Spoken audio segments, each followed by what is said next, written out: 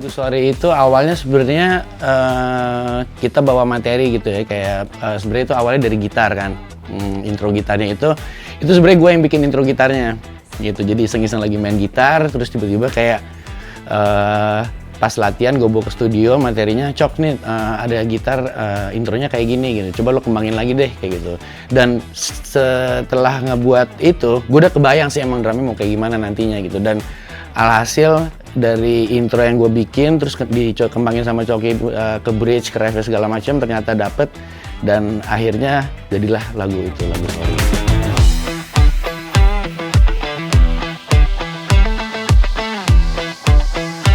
Oke, seberapa penting metronom saat bermain musik? Sebenarnya gue agak apa ya, suka agak mengganggu gitu ya kalau dengerin metronom gitu, kecuali kalau untuk rekaman ya, karena Coki kan kadang suka pakai delay gitarnya, jadi otomatis mau nggak mau harus ngikutin delaynya Coki dan harus pakai metronom. Cuman kalau misalnya udah mulai live, itu menurut gua kadang metronom nggak terlalu penting, karena di lagunya Netral sendiri pun apa ya, beatnya tuh biasanya kita 2 times lebih cepet dari recording gitu. Jadi biar vibe-nya lebih dapet, live-nya lebih dapet, dan jadi nggak sama seperti kita dengerin di kaset aja gitu.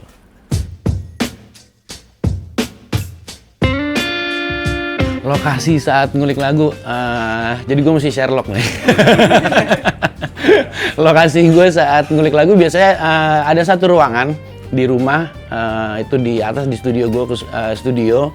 Nah biasanya tuh di situ gue ngulik lagu, dan itu biasanya kayak kita ngirim-ngirim data, misalnya ada lagu Coki punya ref kayak gini, biasanya dikirim ke gue, nanti gue rekam lewat kayak studio. Terus kadang kalau misalnya lagi bikin beat, biasanya gue rekam di studio di atas itu, di studio di rumah gue.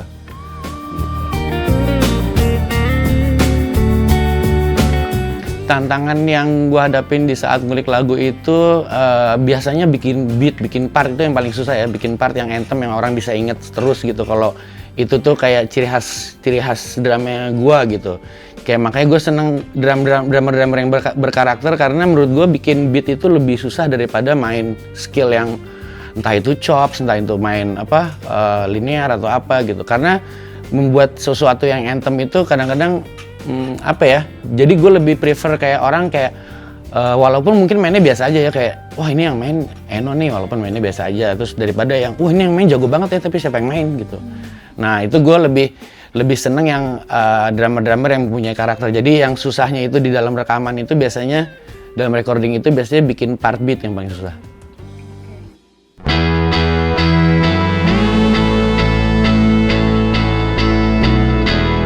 Jadi 10 tahun yang lalu, apa ya, 10 tahun yang lalu kalau dari segi musik kayaknya lebih ini kali ya, lebih kayak nggak memikirkan konsep apa segala macam, nggak yang kayak gitulah. Jadi lebih kayak lost aja kalau mau bikin lagu kalau 10 tahun yang lalu. Kalau sekarang mungkin karena perkembangan musik yang apa dengan digital segala macam, jadi mungkin kayak benang merahnya tetap ada netralnya gitu. Cuman kayak dari segi sound kayaknya kita mesti ngikutin era-era anak-anak sekarang juga gitu.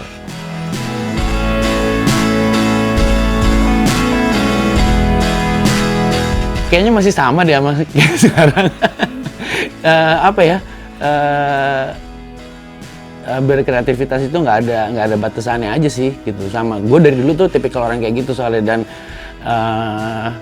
nggak pernah bisa diatur deh. Jadi otomatis nggak suka kerja kantoran. Emang dari 10 tahun yang lalu sampai sekarang pun juga nggak akan mau gitu.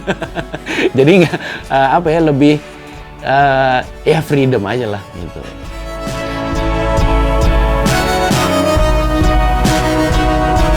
Keluarga sangat berpengaruh sih ya, kalau buat gue itu kayak apa, istri dan anak-anak gitu. Kalau misalnya gue lagi manggung terus mereka nonton tuh kadang bisa kayak dapat energi lebih gitu, dapat apa, entah walaupun apa kayak mungkin cuma sekedar nonton doang itu, cuman nggak tahu kenapa dapat energi lebih aja. Dan kalau keluarga dari orang tua itu penting banget, karena bokap support banget dari dulu kalau masalah musik.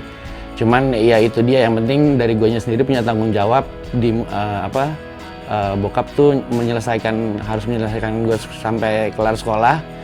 Setelah itu bokap tuh selalu mempercayakan gue apapun yang gue lakukan entah itu musik, entah itu apapun, yang penting positif, dia selalu support gitu.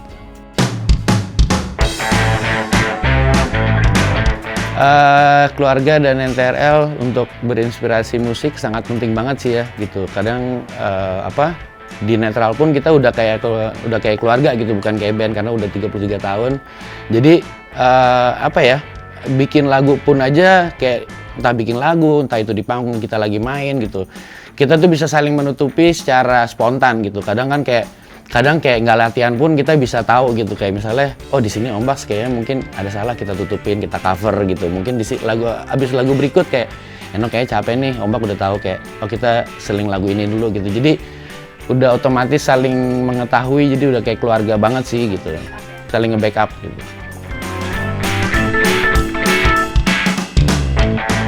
Impact Oksigen.id itu sangat berpengaruh banget sih ya, apalagi dengan teknologi sekarang yang udah mulai semakin canggih dan dimudahkan lah ya. Dengan adanya Oksigen kayak gitu, kayak misalnya sekarang kan kebetulan Om Bagus juga di Bali gitu. Terus Om Cok juga maksudnya rumahnya agak jauh lah gitu. Jadi kayak kirim-kiriman file untuk bikin lagu tuh enak gitu, lebih cepet. Terus kayak proses misalnya bisa cuman sehari nih, kayak Coki ngasih materi ini udah jadi, udah sama kliknya terus ngirimin karena internet cepet. Jadi kayak terus tiba-tiba ya udah nyampe ke gua kirim balik ke dia, jadi materi itu sehari itu bisa jadi 1, 2 gitu, bahkan sampai 3 biasanya gitu. Jadi sangat berpengaruh banget sih Oksigen.id buat kreativitas NTRL sama gua.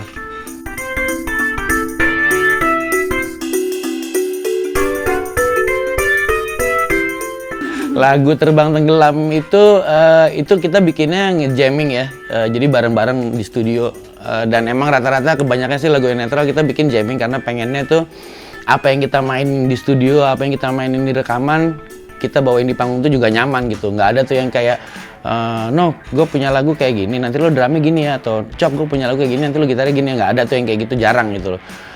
Jadi lebih kenyamanan untuk kita main. Jadi Terbang Tenggelam itu prosesnya memang jamming gitu.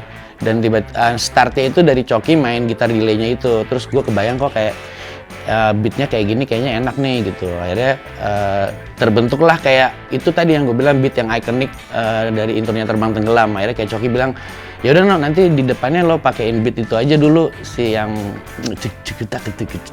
nah itu akhirnya jadi beatnya jadi ikonik, dan makanya kayak lagu Terbang Tenggelam tuh salah satu yang lagu favorit gue juga lah gitu.